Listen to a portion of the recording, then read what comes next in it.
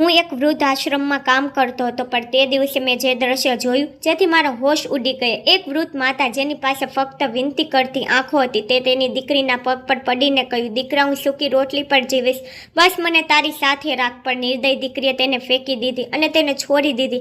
માતા આખી રાત રડતી રહી. હું આ બધું સહન કરી શક્યો નહીં. બીજા દિવસે હું તેના દીકરીના ઘરે પહોંચ્યો જેથી હું તેને સમજાવી શકું, પણ દરવાજો ખટખટાવ્યો, પણ દરવાજો એમ જ ખુલી ગયો. અંદર પ્રવેશ્યો, પણ મેં જે દ્રશ્ય જોયું તેથી મારા દિલને હચમચાવી નાખ્યું. મારા પગ નીચેથી જમીન સરકી ગઈ અને ઉલટા પગલાઓ સાથે બહાર આવ્યા. મારી આંખોમાં આંસુ હતા અને મારા દિલમાં એવો ડર હતો કે તેનું વર્ણન કરવું અશક્ય છે. હું અનાથ છું, પણ અનાથ હોવાનો કલંક ફક્ત મારા બાળપણ પર નહીં, પણ મારી યુવાનીમાં પણ હતો. મારા પિતા જીવતા હતા, પણ તેમને મને ક્યારેય પોતાનો માન્યો નહીં. તેમને મારી માતાને છૂટાછેડા આપી દીધા અને બીજા કોઈ સાથે લગ્ન કર્યા.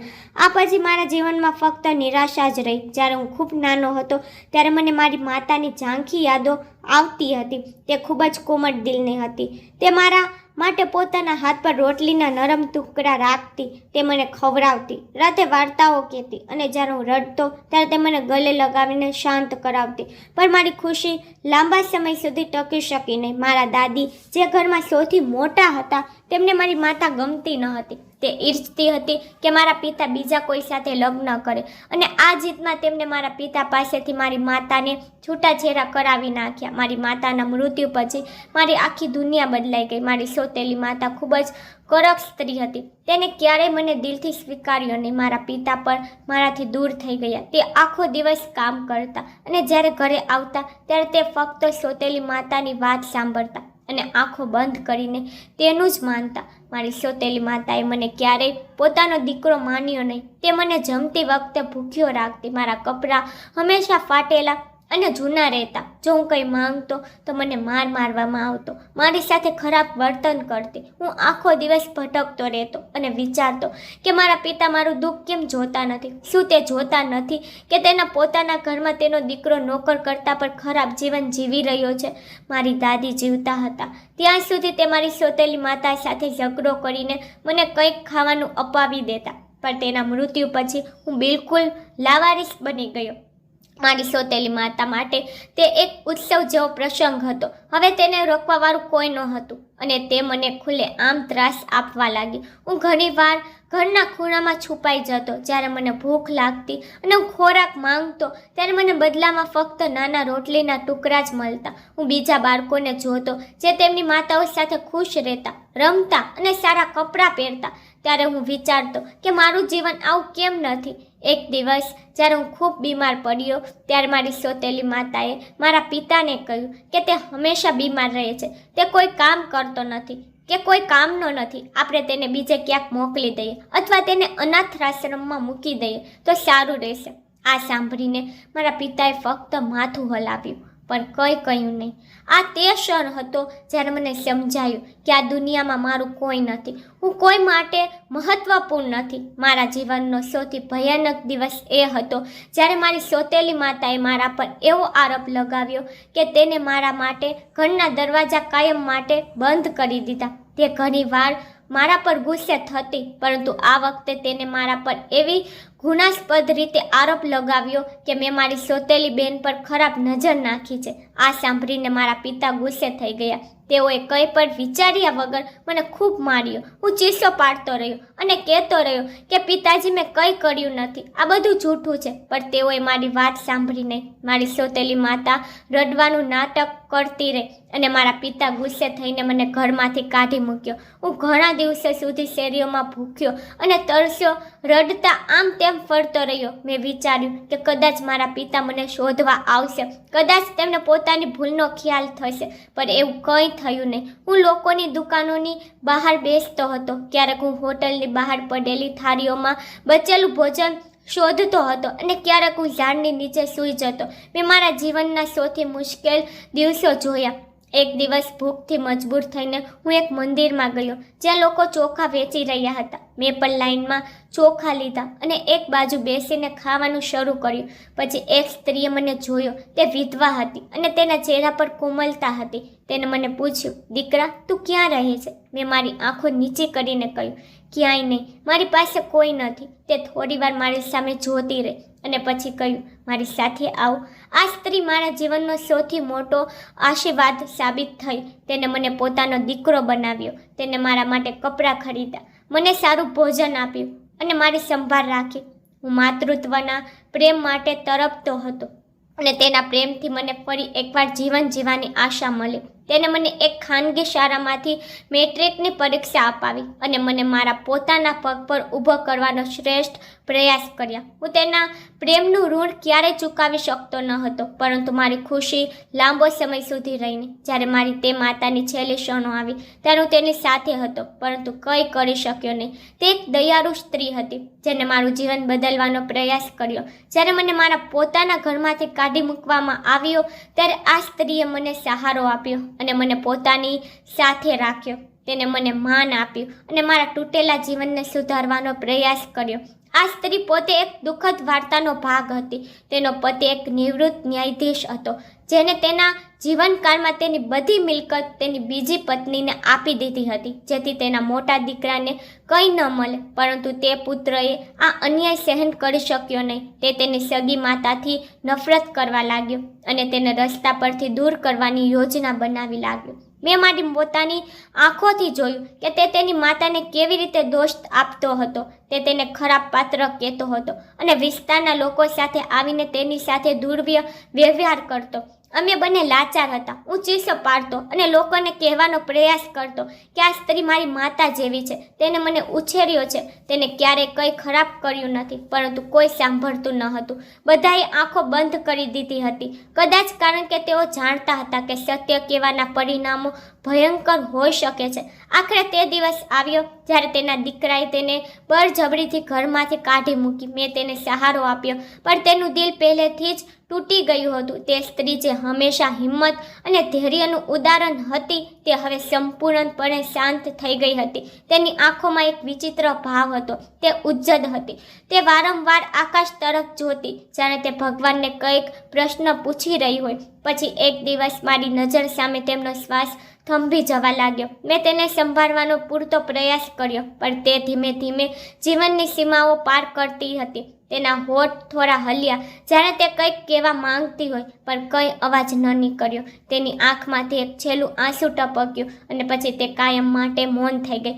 મારી દુનિયા બરબાદ થઈ ગઈ હતી. હું તેના નિર્જીવ શરીરને જોઈ રહ્યો હતો, પણ મારી પાસે તેના અંતિમ સંસ્કાર કરવા માટે પૂરતા પૈસા નહોતા. મેં વિસ્તારના લોકો પાસેથી મદદ માંગી, પણ ગઈકાલ સુધી જે લોકો તેના પર આંગળી ચીંધતા હતા તેઓ આજે તેના અંતિમ સંસ્કાર કરવા તૈયાર નહોતા. હું શેરીઓમાં ભટકતો રહ્યો અને લોકોના દરવાજા ખટખટાવતો રહ્યો, પણ કોઈ મારી વિનંતી સાંભળવા તૈયાર નહોતું. અંતે કોઈએ વૃદ્ધ આશ્રમને જાણ કરી. તેઓ આવ્યા અને તેમની મૃતદેહ ઉપાડી ગયા. શમશાનમાં મારી માતા જેવી વ્યક્તિને મારા પોતાના હાથે અગ્નિ સંસ્કાર કરતી વખતે મેં મારી જાતને વચન આપ્યું કે હું અનાથ અને લાચાર લોકો માટે કંઈક કરીશ, જેથી બીજી કોઈ માતાને તેના પોતાના ઘરમાંથી આ રીતે બહાર ન કાઢવામાં આવે અને બીજો કોઈ પુત્ર આ રીતે લાચારીના આંસુ ન વહાવે.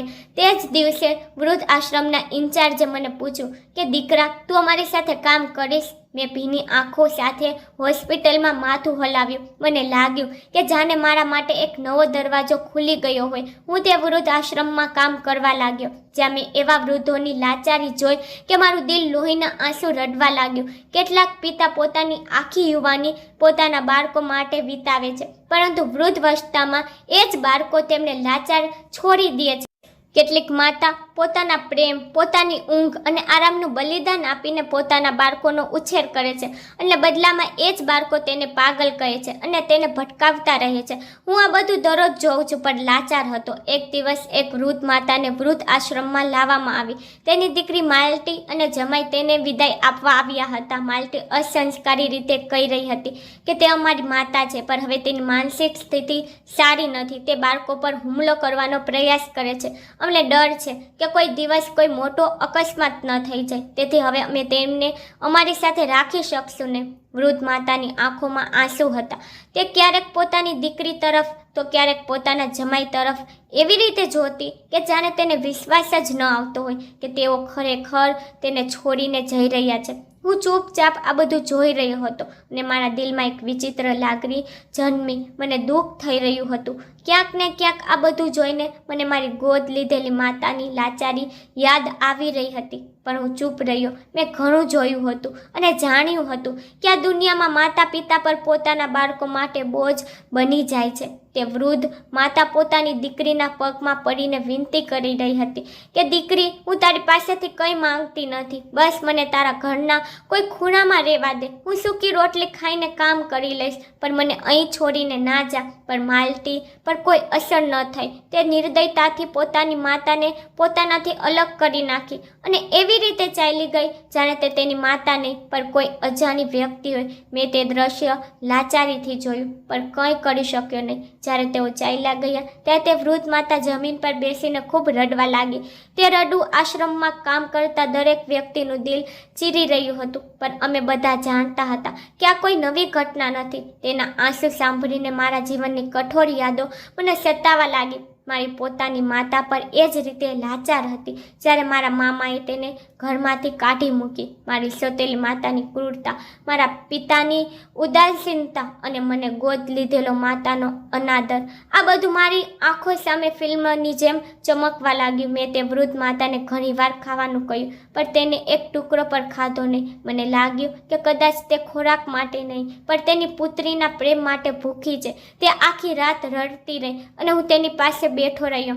સવાર પડતાં જ મેં નક્કી કર્યું કે હું તેની પુત્રીના ઘરે જઈશ અને તેની સાથે વાત કરીશ. બીજા દિવસે સવારે હું સીધો માલતીના ઘરે ગયો. મારું દિલ બેચેન રીતે ધડકતું હતું. એક આશા હતી કે કદાચ તે તેની માતાની યાદમાં પછતાવો કરી રહી હશે. કદાચ તેને પોતાની ભૂલનો અહેસાસ થયો હશે.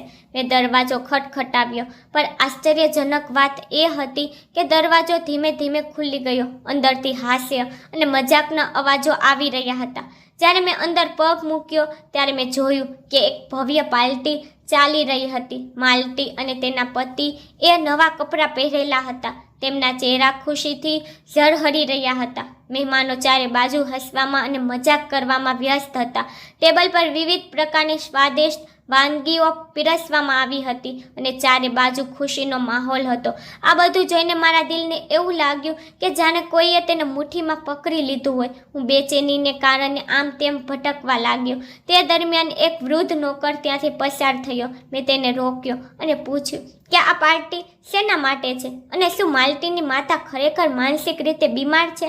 મારા પ્રશ્ન પર તે ઉદાસ થઈને હસ્યો અને બોલ્યો, ના સાહેબ, માતાજી બિલકુલ ઠીક છે, પણ તેના બાળકોએ તેને ભૂખી રાખીને, દવા ન આપીને અને વારંવાર અપમાન કરીને એવી હાલતમાં લાવી દીધી છે કે લોકો તેને પાગલ માનવા લાગ્યા છે. તે ઘણીવાર અમારી પાસેથી ગુપ્ત રીતે રોટલી માંગતી હતી પણ પોતાની દીકરી અને દીકરાઓના ડરથી વધારે ખાઈ શકતી નહોતી. આ બધું સાંભળીને મારા પગ નીચેથી જમીન સરકી ગઈ. હું ચૂપચાપ પાછો ફર્યો પણ મેં મારા દિલમાં માત્ર નક્કી કરી લીધું હતું કે હું તે વૃદ્ધ માતાને એકલી નહીં છોડું. જ્યારે હું માલતીના ઘરેથી પાછો ફર્યો ત્યારે મારું દિલ ભારે થઈ ગયું. હું આશ્રમમાં ગયો અને વૃદ્ધ માતાને મળ્યો. તે એક ખૂણામાં શાંતિથી બેઠી હતી જાણે કોઈની રાહ જોઈ રહી હોય. હું તેની પાસે ગયો અને કહ્યું, માતા, તમારી દીકરી તમને લેવા નહીં આવે પણ જો તમે ઈચ્છો તો હું તમને અપનાવી શકું છું. તે ચોંકી ગઈ અને મારી સામે એવી રીતે જોઈ રહી હતી કે જાણે મેં કંઈક વિચિત્ર કહ્યું હોય. મેં તેના નબળા હાથ પકડીને કહ્યું, શું હું તમને માતા કહી શકું? આ સાંભળીને તેની આંખોમાં આંસુ આવી ગયા. તેને ધ્રુજતા હાથે મારા માથા પર હાથ મૂક્યો અને કહ્યું, દીકરા, મેં મારું આખું જીવન મારા બાળકો માટે વિતાવ્યું પણ તેઓ ચાલ્યા ગયા. મને જો તું મને માં કહીશ તો કદાચ મારું દિલ માનશે કે હું એકલી નથી. તે દિવસ પછી મેં તેને મારી સાથે ઘરે લઈ જવાનું નક્કી કર્યું. મેં તેની સારવાર માટે એક સારા ડૉક્ટરનો સંપર્ક કર્યો અને સૌથી ઉપર મેં તેને તે માન આપ્યું જે તેના પોતાના બાળકોએ તેને ક્યારેય આપ્યું ન હતું. ધીમે ધીમે તેની હાલત સુધરવા લાગી. તેના ચહેરા પર નવા જીવનનો ચમક દેખાવા લાગ્યો. મેં મારું જીવન પૂર્ણ કરવા માટે બીજું પગલું ભર્યું. મેં શકુંતલાજી પાસે તેની પુત્રીનો હાથ માંગ્યો, જે લગ્ન પછી ફરીથી જીવનની ખુશીથી વંચિત થઈ ગઈ હતી. મને ખબર હતી કે તે એક દયાળુ સ્ત્રી છે અને મારા મિશનમાં મને સહારો આપશે. લગ્ન પછી મારી પત્ની પર આ હેતુમાં મારી સાથે જોડાઈ. અમે નક્કી કર્યું કે આપણે આપણી નવી દુનિયા કરીશું. આપણે એવા નિસહાય વૃદ્ધને સહારો આપીશું જેમને તેમના પોતાના બાળકોએ નકારી કાઢ્યા હતા. મારા ઘરના દરવાજા હંમેશા એવા વૃદ્ધો માટે ખુલ્લા હતા જેમને બીજે ક્યાંય સહારો મળતો ન હતો. અમારા જીવનનો એક જ હેતુ હતો, તેઓને એ સન્માન અને પ્રેમ આપવો જે તેમનો અધિકાર હતો. સમય જતાં અમારું ઘર આશ્ચર્ય સ્થાન બની રહ્યું હતું. મેં અને મારી પત્નીએ એક નિયમ બનાવ્યો હતો કે દર અઠવાડિયે અમે આશ્રમમાંથી કેટલાક નિસહાય વૃદ્ધોને અમારા ઘરે લાવીશું. અમે તેમને સારું ભોજન ખવડાવીશું અને તેમની સાથે વાત કરીશું અને તેમને તે માન અને પ્રેમ આપવાનો પ્રયાસ કરીશું જે તેઓ લાયક છે. તેમનું હાસ્ય અમારા ઘરમાં ગુંજવા લાગ્યું. તેમના આશીર્વાદ અને જૂની યાદોની વાર્તાઓ અમારા દિલને સુકૂન આપવા લાગી. કદાચ તેમના કારણે જ અમારા ઘરમાં શાંતિ અને સમૃદ્ધિ હતી. એક દિવસ બીજા વૃદ્ધને આશ્રમમાં લાવવામાં આવ્યો. તેમની હાલત ખૂબ જ ખરાબ હતી. ગંદા કપડાં, વધુ પડતી દાઢી, તેમના ચહેરા પર ઘાના નિશાન અને તેમની આંખોમાં એક વિચિત્ર લાચારી. તે કંઈ બોલી રહ્યો ન હતો કે ન કોઈની સાથે વાત કરી રહ્યો હતો. મેં આગળ વધીને તેમનું નામ પૂછ્યું પણ તેમને માથું ઝુકાવી લીધું. મેં ત્યાં હાજર કર્મચારીઓને પૂછ્યું કે તેમને અહીં કોણ છોડી ગયું. એક કામદારે મને કહ્યું કે તેનો દીકરો તેને લાવ્યો હતો અને કહેતો હતો કે પિતાજીનું માનસિક સંતુલન બરાબર નથી. તે ઘરમાં બધા સાથે ઝઘડો કરે છે. તે કોઈને નુકસાન ન પહોંચાડી દે, તેથી હું તેને અહીં છોડવા આવ્યો છું. આ સાંભળીને મારું દિલ ફરી દુઃખી થઈ ગયું. એ જ જૂની યાદો, એ જ ક્રૂરતા, એ જ દુનિયાદારી. હું તે વૃદ્ધ માણસની નજીક બેઠો અને ધીમેથી કહ્યું, બાબાજી, શું તમે મારી સાથે વાત કરવા માંગો છો? તે ચૂપ રહ્યા, પણ જ્યારે મેં તેના ખંભા પર હાથ મૂક્યો ત્યારે તેની આંખોમાંથી આંસુ આવી ગયા. તે હિચકી સાથે રડવા લાગ્યા અને કહ્યું, દીકરા, મેં મારા જીવનની બધી કમાણી મારા દીકરા પર ખર્ચ કરી નાખી. મેં મારી યુવાની, મારી શક્તિ, બધું તેના માટે બલિદાન આપ્યું અને આજે તે જ દીકરાએ મને ઘરમાંથી કાઢી મૂક્યો. તે રડવા લાગ્યા. મેં તેમનો હાથ પકડ્યો અને મન ફેસલો કર્યો. હું તેમને એકલા નહીં છોડું. તેમનું નામ બંસીલાલ હતું. થોડા દિવસોમાં તે મારી સાથે સારા ભરી ગયા. મેં તેમને આશ્રમના અન્ય વડીલો સાથે બેસવાનું શરૂ કરાવ્યું. મેં તેની સાથે વાત કરી અને તેનું મૌન તોડવાનો પ્રયાસ કર્યો.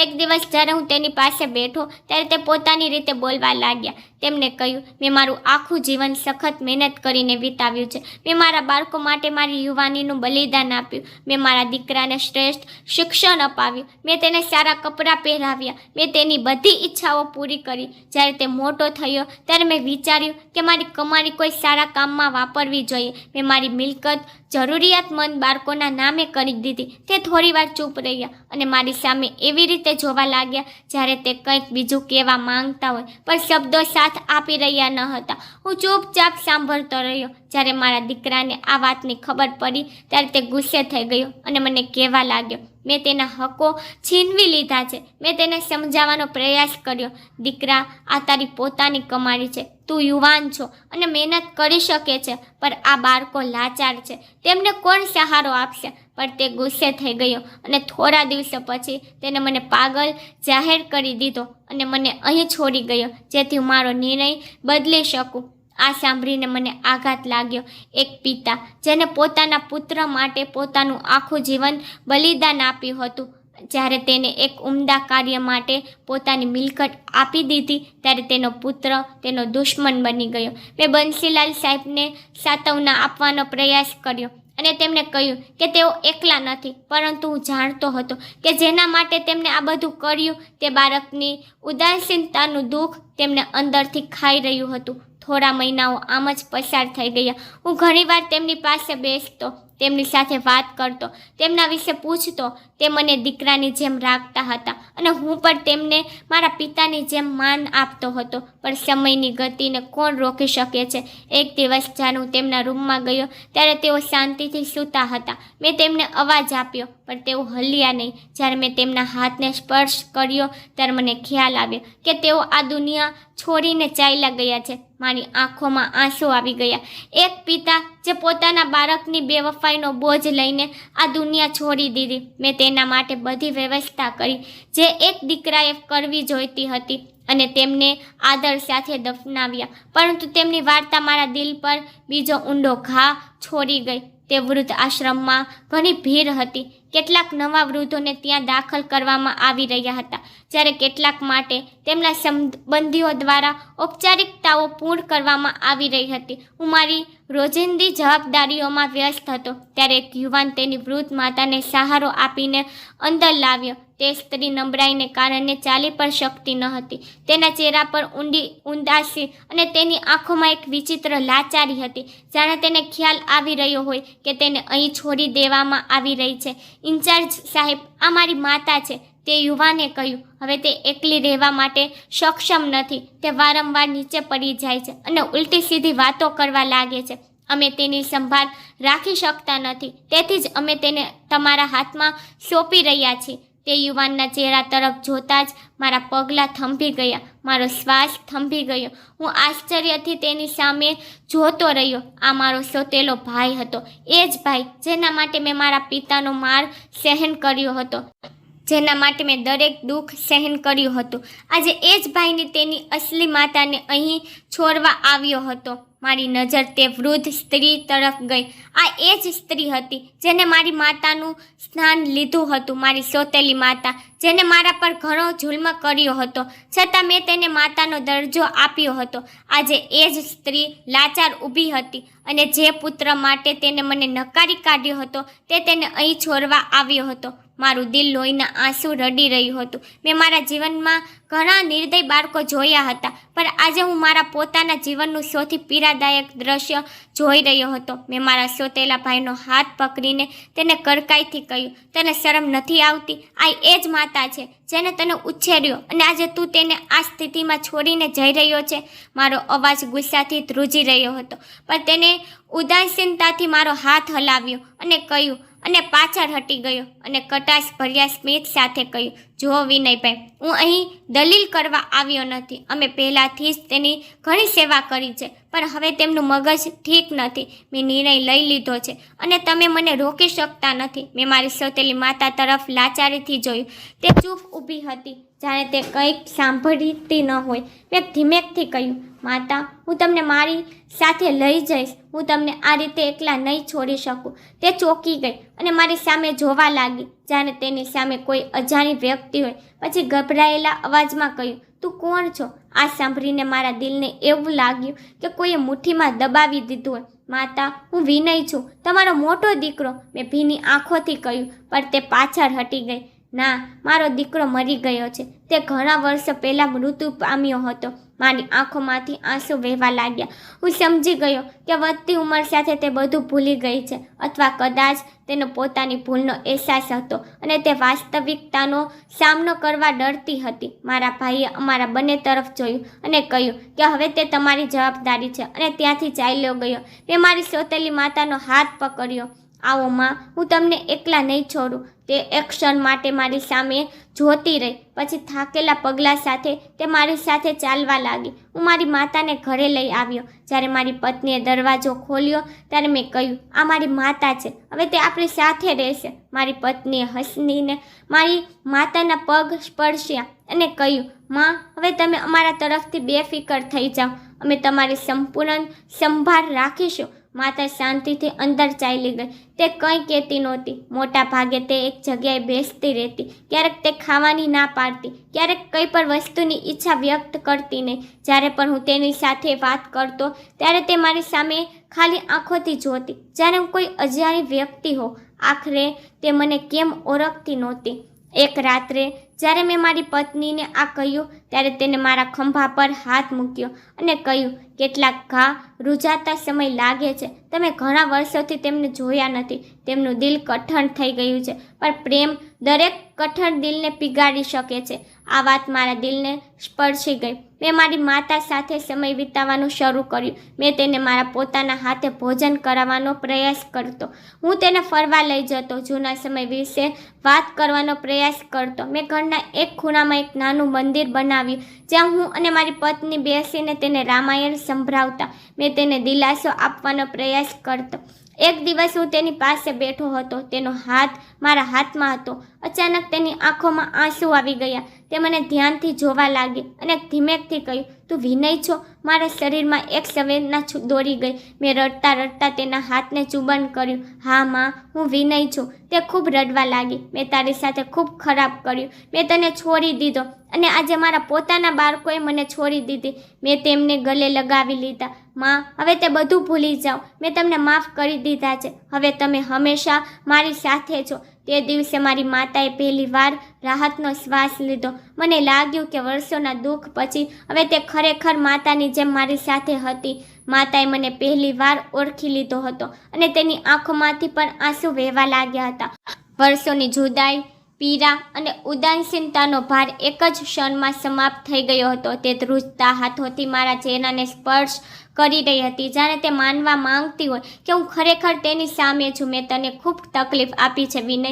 હું તને માતા જેવો પ્રેમ આપી ન શકી. મેં તને અજાણ વ્યક્તિ સમજીને મારા ઘરમાંથી કાઢી મૂક્યો અને આજે મારા પોતાના બાળકે પણ મારી સાથે એવું જ કર્યું છે જેમ મેં તારી સાથે કર્યું હતું. તે રડતા કહી રહ્યા હતા. મેં તેનો હાથ પકડી રાખ્યો હતો. માં, બધું ભૂલી જાઓ. જે થયું તે થઈ ગયું. હવે તમે મારી સાથે છો તો બસ. મારા શબ્દો સાંભળીને તેની આંખોમાં એક નવો પ્રકાશ આવ્યો.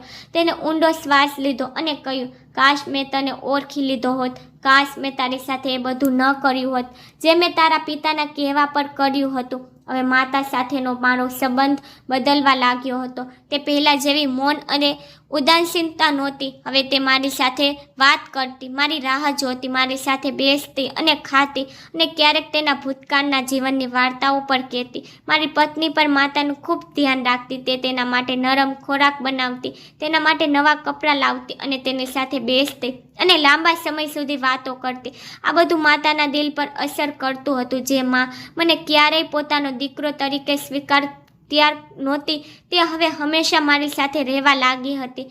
એક દિવસ બપોરે હું તેની પાસે બેઠો હતો ત્યારે તેને ધીમેકથી કહ્યું, વિનય, તને ખબર છે કે મેં તને તે દિવસે ઘરમાંથી કેમ કાઢી મૂક્યો? મને આઘાત લાગ્યો. માતાએ ક્યારેય આ વાતનો ઉલ્લેખ કર્યો ન હતો. હું ચૂપ રહ્યો. તેને પોતાની વાત ચાલુ રાખી. તારી દાદી હંમેશા મને નફરત કરતી હતી કારણ કે મેં તારી વાસ્તવિક માતાનું સ્થાન લીધું હતું. તે હંમેશા તને મારાથી દૂર રાખતી હતી અને તારા પિતા પર તારા પર વધારે ધ્યાન આપતા નહોતા. હું પણ તને સ્વીકારી શકતી નહોતી કારણ કે તારી દરેક વાત મને યાદ અપાવતી હતી કે હું તારી અસલી માતા નથી. આટલું કહીને તેની આંખો આંસુઓથી ભરાઈ ગઈ. પણ જ્યારે તું મોટો થયો અને મેં તારામાં સહાનુભૂતિ અને પ્રેમ જોયો ત્યારે પણ હું તને સ્વીકારી શકી નહીં. મેં તને સજા આપી, તારા પર દોષ લગાવ્યો, તારા પિતા પાસેથી તને માર મરાવ્યો અને તને ઘરમાંથી કાઢી મૂક્યો. મેં તેના ધ્રુજતા હાથ મારા હાથમાં પકડી લીધા. માં, જે થવાનું હતું તે થઈ ગયું. તમે પોતાને દોષ ન આપો. તેને મારી સામે જોયું અને પહેલી વાર તેની આંખોમાં માતાના સ્નેહનો ચમક હતો.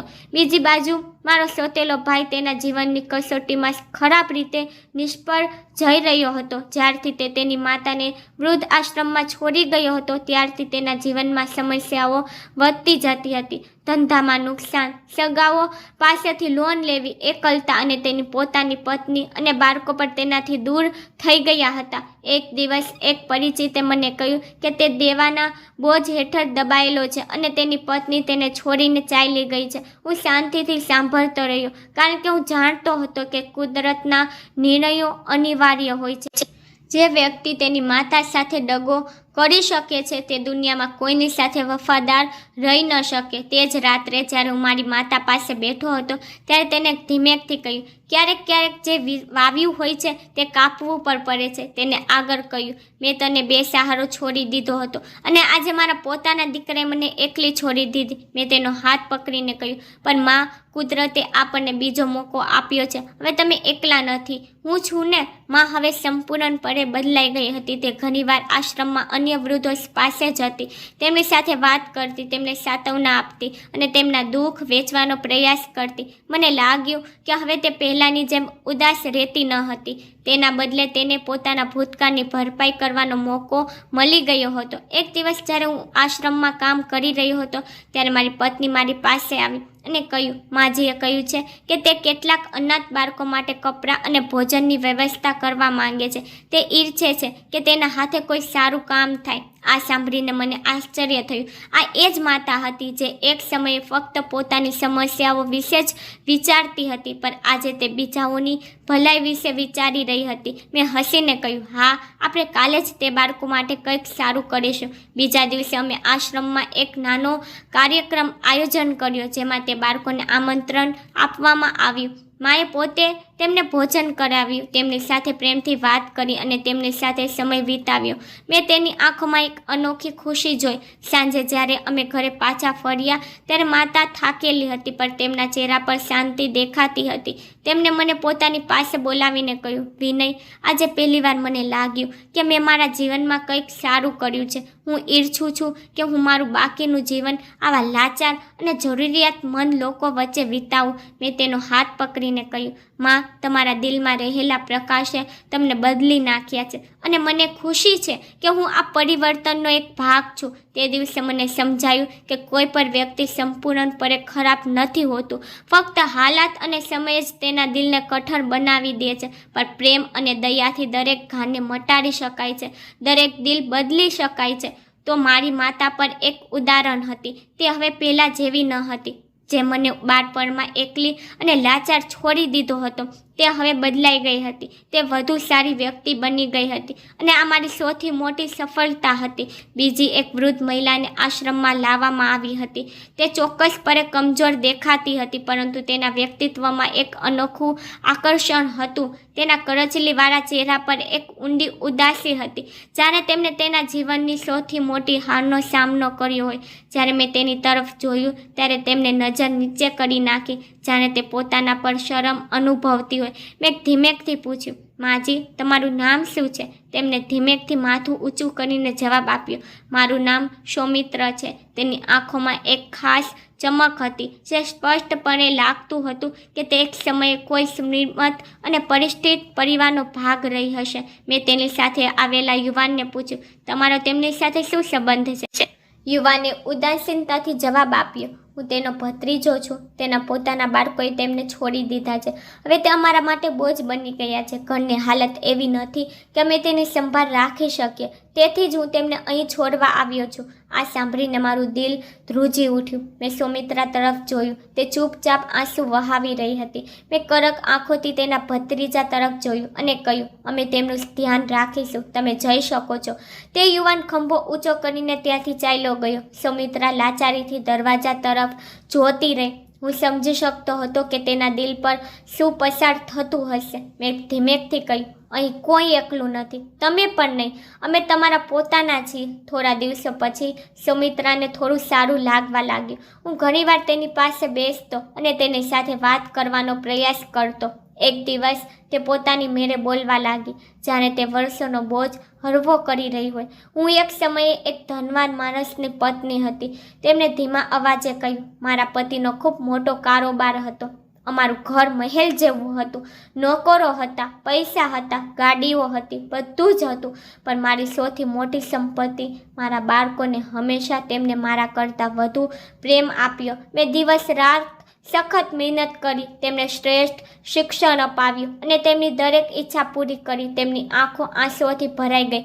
મારા પતિ આ દુનિયા છોડીને ખૂબ વહેલા ચાલ્યા ગયા, પરંતુ મને ખાતરી હતી કે મારા બાળકો મારો સહારો બનશે. પરંતુ જેમ જેમ તેઓ મોટા થયા, તેમનો મારા માટેનો પ્રેમ ઓછો થતો ગયો. તેઓ પોતાના ઘરોમાં મગન થઈ ગયા અને હું તેમના માટે ફક્ત એક જવાબદારી બની ગઈ.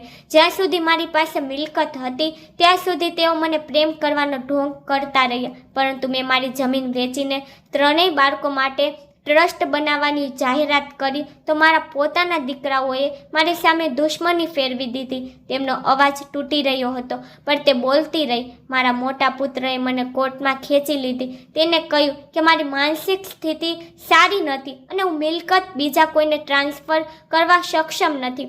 મારા બીજા પુત્રએ મારાથી મોં ફેરવી લીધું. તેને કહ્યું કે મેં હંમેશા મારી પુત્રીને વધુ પ્રેમ આપ્યો હતો, તેથી હવે મારે મારી સંભાળ રાખવી પડશે. અને આખરે જેનો મને ડર હતો તે જ થયું. મારા પોતાના દીકરાઓએ મને ઘરમાંથી કાઢી મૂકી. પછી મારા ભત્રીજાને મારા પર દયા આવી અને મને અહીં છોડી ગયો. હું શાંતિથી તેમની વાત સાંભળતો રહ્યો.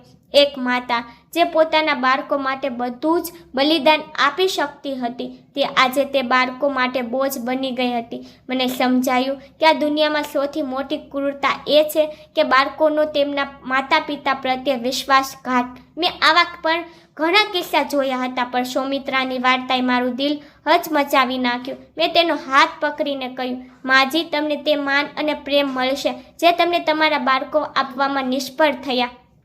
સમય પસાર થતો ગયો અને મારા આશ્રમની પ્રસિદ્ધિ વધવા લાગી. મેં ક્યારેય વિચાર્યું ન હતું કે મારું એક નાનું કાર્ય આખા દેશમાં એક ઉદાહરણ બનશે. લોકોએ આશ્રમમાં વિશે સાંભળવાનું શરૂ કર્યું, મીડિયાએ અમારું કામ બતાવવાનું શરૂ કર્યું અને ટૂંક સમયમાં ઘણા લોકો તેમના વડીલોને અહીં છોડવાને બદલે તેમની સંભાળ રાખવા લાગ્યા.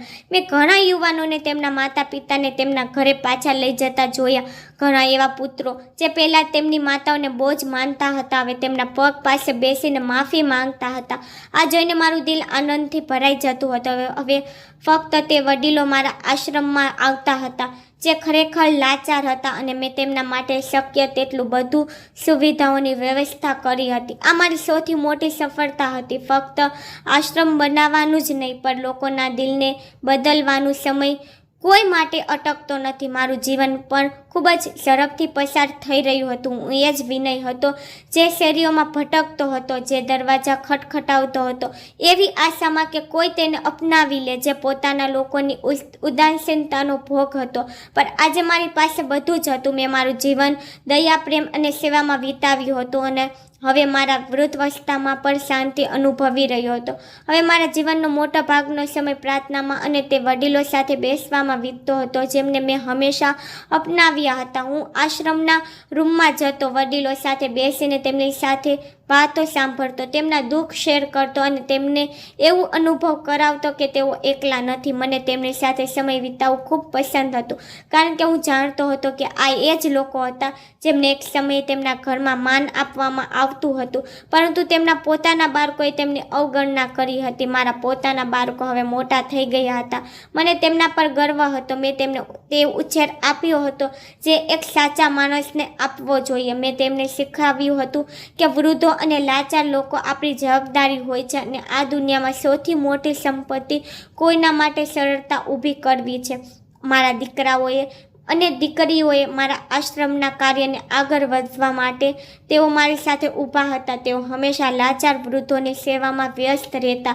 તેઓ તેમના માટે ખોરાક, દવાઓ અને જરૂરિયાતોનું ધ્યાન રાખતા. મારી પત્ની પણ હંમેશા મારી સાથે હતી. તે જાણતી હતી કે આ કામ માટે મારા માટે બધું છે અને તે હંમેશા મને પ્રોત્સાહન આપતી હતી. એક દિવસ હું મારા રૂમમાં બેઠો હતો, ભૂતકાળની યાદોમાં ખોવાયેલો હતો. મારી આંખો દીવાલ પર ટકેલી હતી અને મારું દિલ તે મુશ્કેલ ક્ષણોને ફરીથી યાદ કરી રહ્યું હતું જેનો મેં સામનો કર્યો હતો. મારી પત્ની મારી સામે આવી અને કહ્યું, આજે તમે ખૂબ શાંત લાગો છો, બધું બરાબર છે? મેં ઊંડો શ્વાસ લીધો અને સ્મિત કર્યું. બસ, હું ફક્ત જીવનની સફરને યાદ કરી રહ્યો છું. આ બધું પસાર કર્યા પછી હું અહીં કેવી રીતે પહોંચ્યો છું? હું એક સમયે એકલો અને બેઘર હતો, પણ આજે મારો પરિવાર છે. મારી પાસે પ્રેમ, આદર અને સૌથી ઉપર મારી પાસે તે શાંતિ છે જેની માટે હું હંમેશા તરસ્યો હતો. મારી પત્ની મારી વાત સાંભળીને સ્મિત કર્યું. ભગવાને તમારા સારા કાર્યોનું ફળ આપ્યું છે. તમે જે વાવ્યું હતું આજે તમે એ જ કાપી રહ્યા છો. મારી આસપાસ એ જ વૃદ્ધ લોકો બેઠા હતા જેમને મેં મારા પોતાના બાળકોની જેમ રાખ્યા હતા.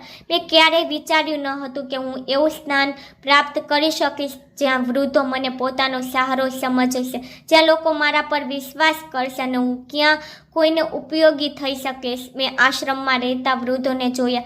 કેટલાકની આંખોમાં મમતા હતી, કેટલાકમાં સ્નેહ હતો, કેટલાકમાં પ્રેમ હતો અને કેટલાકમાં પરિસ્થિતિએ બનાવેલી લાચારી હતી. પરંતુ એક વાત તેમનામાં એક સમાન હતી, આભારી. તેઓ બધા મારા માટે દુઆ કરી રહ્યા હતા અને આ પ્રાર્થનાઓ મારી સાચી સંપત્તિ હતી. મારું સ્વાસ્થ્ય દિવસે ને દિવસે કમજોર પડતું જતું હતું, પણ દિલમાં શાંતિ હતી. મેં મારા જીવનમાં જે કંઈ પણ ગુમાવ્યું હતું તે ભગવાને મને કોઈને કોઈ સ્વરૂપમાં પાછું આપી દીધું. મારી પત્ની મારી સાથે હતી, મારા બાળકો મારી સાથે ઊભા હતા અને તે લાચાર વૃદ્ધો જેમને મેં અપનાવ્યા હતા તે મારા જીવનનો સૌથી કિંમતી સહારો બની ગયા હતા. એક દિવસ જ્યારે હું મારા રૂમમાં બેઠો હતો ત્યારે મારા મોટા દીકરાએ આવીને કહ્યું, પિતાજી, અમે આશ્રમ માટે એક નવી જગ્યા લીધી છે. હવે આપણે વધારે વૃદ્ધોને સહારો આપી શકીશું. આ સાંભળીને મારી આંખોમાં ખુશીના આંસુ આવી ગયા. મેં કમજોર અવાજે કહ્યું, દીકરા, હું ખુશ છું કે તમે મારા જીવનનો હેતુ અપનાવ્યો છે. મારું સપનું હતું કે આ વૃદ્ધ આશ્રમ ફક્ત એક જગ્યા ન રહે પણ એક એવો પ્રકાશનો દીવો બને જે ક્યારેય બુજાય નહીં. મારી પત્ની હસતા હસતા કહ્યું, આ દીવો હંમેશા રહેશે કારણ કે તમે તેને ભલાઈના તેલથી પ્રગટાવ્યો છે. મેં આંખો બંધ કરી અને ઊંડો શ્વાસ લીધો. મેં જીવનના દરેક રંગ જોયા, દરેક દુઃખ સહન કર્યું, પણ આજે મને શાંતિ મળી અને મને લાગ્યું કે મારું મિશન પૂર્ણ થઈ ગયું છે. બીજા દિવસે સવારે જ્યારે સૂર્યપ્રકાશ મારા રૂમમાં આવ્યો ત્યારે મેં મારી આંખો ખોલી અને પ્રાર્થના માટે મારા હાથ ઊંચા કર્યા. મેં ભગવાનનો આભાર માન્યો કે તેને મને આટલો આદર, આટલો પ્રેમ આપ્યો અને મને એક હેતુ આપ્યો જે મારા જીવન પછી પર જીવંત રહેશે. હું કમજોર પડી ગયો હતો પણ હું મરી ગયો ન હતો. હું તે પ્રાર્થનાઓમાં જીવંત હતો જે દરરોજ મારા માટે થતી હતી. હું તે જૂની આંખોમાં જીવંત હતો જેમાં મેં આશાનો પ્રકાશ પ્રગટાવ્યો હતો. હું તે મિશનમાં જીવંત હતો જે મેં શરૂ કર્યો હતો. જીવને મને તોડવાનો ઘણો પ્રયાસ કર્યો પરંતુ મેં સાબિત કર્યું કે જે પ્રેમ અને ભલાઈના માર્ગ પર ચાલે છે તે ક્યારેય મળતો નથી. હું મારા બાળકોના ચહેરા પર સ્મિત જોઈ રહ્યો હતો અને મને ખાતરી રહી કે મારી